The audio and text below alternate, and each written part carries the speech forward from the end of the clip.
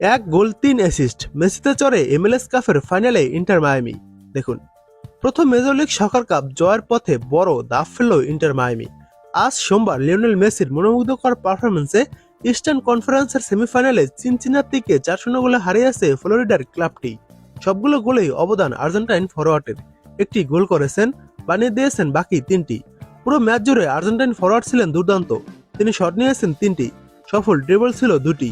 এছাড়া শতভাগ ট্যাকেল জেতার পাশাপাশি ফাইনাল থার্ডে পাস দিয়েছেন ৭টি।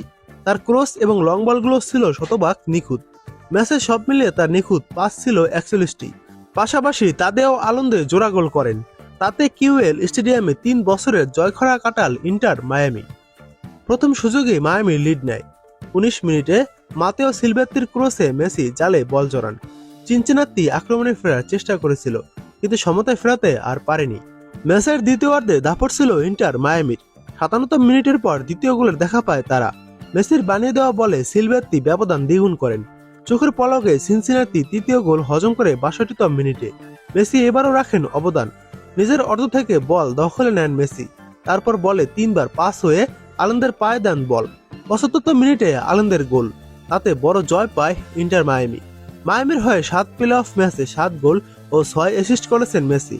তাতে প্লে অফে ইতিহাস গড়েছেন তিনি। MLS খেলোয়াড় হিসাবে প্লে অফে সর্বোচ্চ গোলে অবদান রাখলেন মেসি। এই জয়ে প্রথমবার ইস্টার্ন কনফারেন্সের ফাইনালে উঠেছে মায়ামি।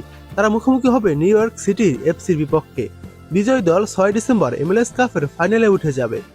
মেজর লিগ সকারের এই মৌসুমটা মেসির জন্য স্পেশাল। প্রথম পর্বে ২৯ গোল করে জিতেছিলেন গোল্ডেন বুট পুরস্কার। ফলস্বরূপ জায়গা করে নিয়েছিল বর্ষসেরা একাদশেও। অবশ্য সতীর্থদের মধ্যে আর কেউ এই তালিকায় স্থান পাননি। মেসি লিগ সেরা একাদশে জায়গা করে নিয়েছিলেন গত মৌসুমেও।